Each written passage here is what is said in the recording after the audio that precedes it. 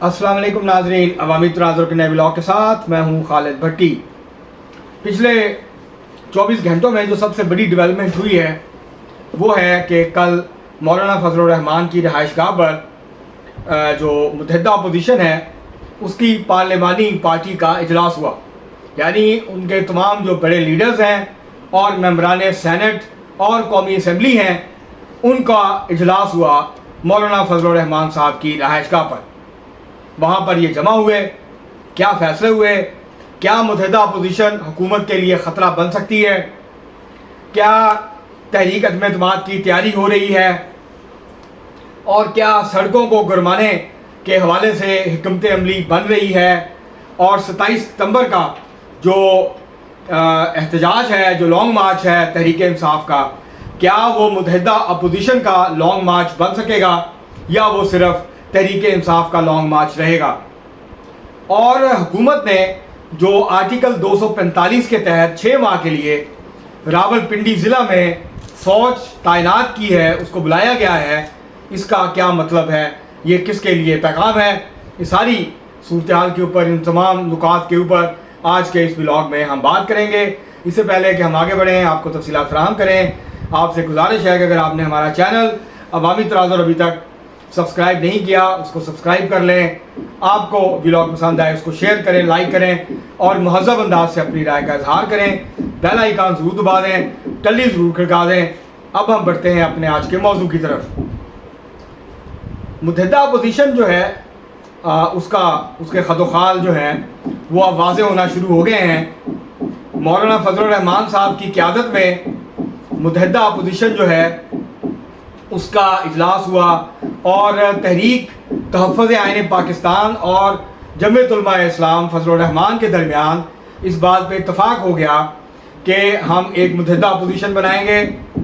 और वो मुत्तहिदा अपोजिशन क्या क्या करेगी, इसके हवाले से जो कल रात को इजलास हुआ, कल शाम को मौलाना फजलुर रहमान साहब की इस्लामाबाद की रिहाइशगाह पर, वहाँ पर तमाम जो तहरीक तहफ़्फ़ुज़ आइन पाकिस्तान है, जिसमें तहरीक इंसाफ है, जिसमें मुस्तफ़ा नवाज़ खोखर हैं, जिसमें मजलिस वाहिदतुल मुस्लिमीन है, इसके अलावा और जमातें हैं, तो ये और महमूद अजगज़ई साहब हैं, तो इनका ये तो पहले ही एक अलाइंस में थे।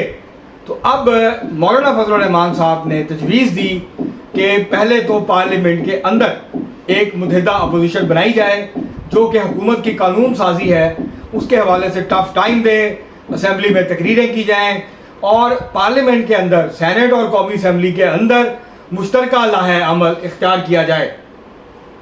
जो सबसे अहम सवाल कल की जो बैठक हुई है मुत्तहिदा अपोजिशन की, उसकी जो पार्लिमानी पार्टी थी और क़यादत थी, उसके अंदर डिस्कस हुआ वो था तहरीक इंसाफ की तजवीज़ कि हमें पार्लियामेंट को से इस्तीफ़े दे देने चाहिए। मौलाना फजलुर रहमान ने उसकी मुखालफत की और कहा कि आप ये बताएं कि अगर हम पार्लियामेंट से इस्तीफ़ा देते हैं तो क्या आप खैबर पख्तूनख्वा असेंबली से इस्तीफ़े देंगे। इस सवाल का कोई जवाब तहरीक इंसाफ की तरफ से नहीं आया।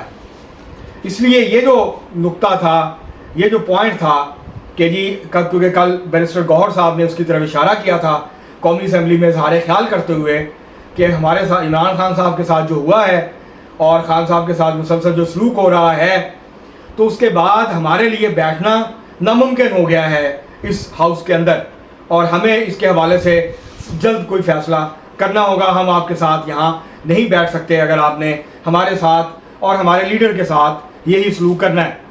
तो इसके ऊपर जो है वो बात हुई इजलास में, लेकिन इसके ऊपर मौलाना फजलुर रहमान साहब ने मुखालफत की और कहा कि अभी अगर तो आप तैयार हैं खैबर पख्तूनख्वा से इस्तीफ़ा देने में, असेंबली से अपनी हुकूमत ख़त्म करने में, तो फिर ठीक है, फिर हम भी पार्लियामेंट से मुस्ताफ़ी होने के बारे में सोच सकते हैं। दूसरा अहम नुक्ता जो ज़ेर बहस आया मुत्तहिदा अपोजिशन के इजलास में वो था सड़कों को गरमाने के और जलसे जुलूसों के हवाले से।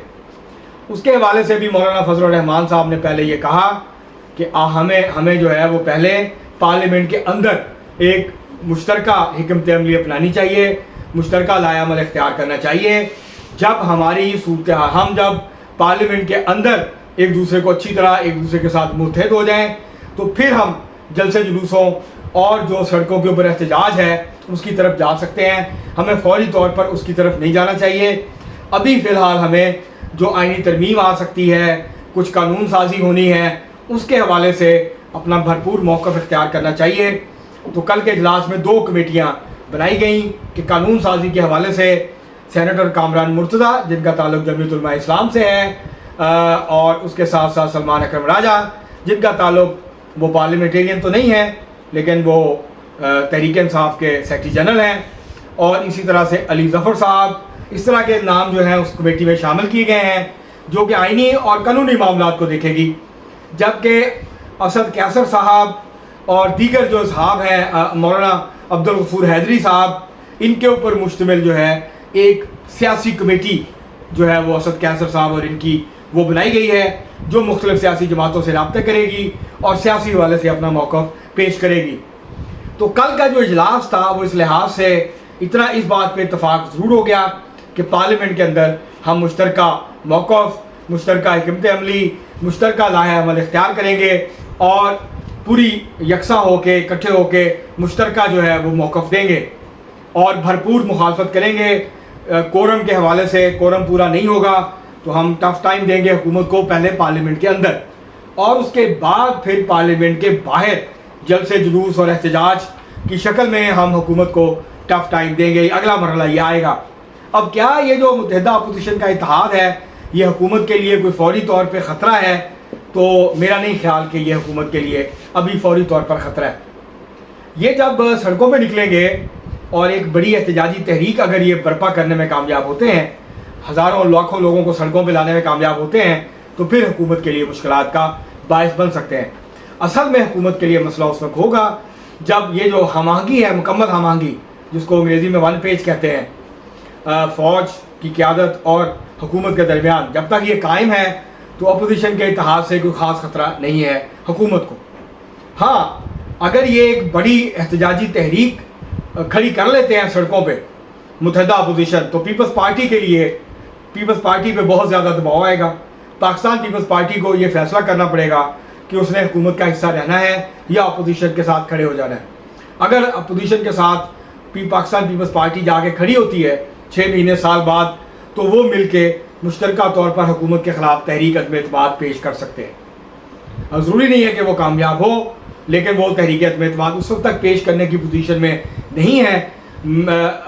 اکیلی جو پارٹیاں ہیں, مولانا فضل الرحمان کی ہو گئی, اچکزئی صاحب کی ہو گئی, یا تحریک انصاف, ان کے پاس مطلوبہ تعداد نہیں ہے کہ وہ تحریک عدم اعتماد پیش کر کے اس کو کامیاب کروا سکے. اس کے لیے پاکستان پیپلز پارٹی کی ضرورت ہے ان کو. پاکستان پیپلز پارٹی اگر اپوزیشن اتحاد کا حصہ بنتی ہے تو یہ ایک بڑا مؤثر اور بڑا فیصلہ کن اتحاد کی شکل اختیار کر سکتا ہے. حکومت کو ٹف ٹائم ملے گا, حکومت کے لیے مشکلات کھڑی ہوں گی, پھر اسٹیبلشمنٹ کو اور حکومت کو متحدہ اپوزیشن کے ساتھ بیٹھ کے بات چیت کرنی ہوگی اور معاملات کو دیکھنا ہوگا کہ کس طریقے سے آگے بڑھنا ہے. اور یہ ذہن میں رکھیے کہ جیسے جیسے الیکشن قریب آئے گا اپوزیشن کی جو سرگرمیاں ہیں اس کے اندر تیزی آئے گی, دباؤ بڑھے گا حکومت کے اوپر, اسٹیبلشمنٹ کے اوپر بھی بڑھے گا, کیونکہ 3 سال کے قریب جب ہو جاتے ہیں تو حکومت اپنی اگلی ٹرم کی تیاری شروع کرتی ہے کہ ہم نے دوبارہ اقتدار میں آنا ہے. اسٹیبلشمنٹ اپنا اگلا پلان اور منصوبہ بندی جو ہے اس کے اوپر کام شروع کرتی ہے, اور اکثر ٹکراؤ جب ہوتا ہے حکومت کا اور اسٹیبلشمنٹ کا, تو پاکستان کی تاریخ یہ بتاتی ہے وہ اسی وقت ہوتا ہے جب حکومت کچھ پلان کر رہی ہوتی ہے اور اسٹیبلشمنٹ مستقبل کے حوالے سے کوئی اور نقشہ کھینچ رہی ہوتی ہے. اور یہ وہ وقت ہوتا ہے جب آپس میں ٹکراؤ ہوتا ہے اور اس کے نتیجے میں اکثر حکومتیں تبدیل ہوتی ہیں, حکومتیں ڈی اسٹیبلائز ہوتی ہیں, حکومتوں کے لیے مشکلات بڑھتی ہیں. تو اب آہستہ آہستہ ہم اس کے قریب پہنچ رہے ہیں, 3-4 مہینے رہ گئے ہیں, 3 سال پورے ہو جائیں گے. 4تھا سال جب شروع ہوتا ہے تو پھر ایکچولی آہستہ آہستہ لوگ اگلے الیکشن کے بارے میں سوچنا شروع کر دیتے ہیں. جو آخری سال ہوتا ہے وہ تو ہوتا ہی الیکشن ایئر ہے, لیکن 4تھے سال میں جب حکومت داخل ہوتی ہے تو پھر جو معاملات ہوتے ہیں وہ الیکشن کی طرف جانا شروع ہو جاتے ہیں. حکومت بھی اپنی حکمت عملی بناتی ہے, اسٹیبلشمنٹ بھی بناتی ہے اور اپوزیشن بھی بناتی ہے. تو حکومت اور اپوزیشن دونوں کے لیے پاکستان پیپلز پارٹی کا جو کردار ہے وہ بہت اہم ہے, اور سڑکیں گرمانے کے لیے مولانا فضل الرحمان صاحب کا جو کردار ہے وہ بہت اہم ہے. اب دیکھتے ہیں کہ کیا جو کام تحریک انصاف نہیں کر سکی گزشتہ 3 سالوں میں متحدہ اپوزیشن وہ کر پائے گی، اور کیا وہ حکومت کے لیے خطرہ پیدا کر سکتی ہے، حکومت کے لیے مشکل پیدا کر سکتی ہے۔ ابھی فوری تو خطرہ نہیں ہے، لیکن آگے چل کے اگر اپوزیشن جو ہے بڑی احتجاجی تحریک بنانے میں کامیاب ہوتی ہے تو اس کے نتیجے میں حکومت کے لیے مشکلات بڑھ سکتی ہیں۔ اب تک کے لیے اتنا ہی، بہت شکریہ۔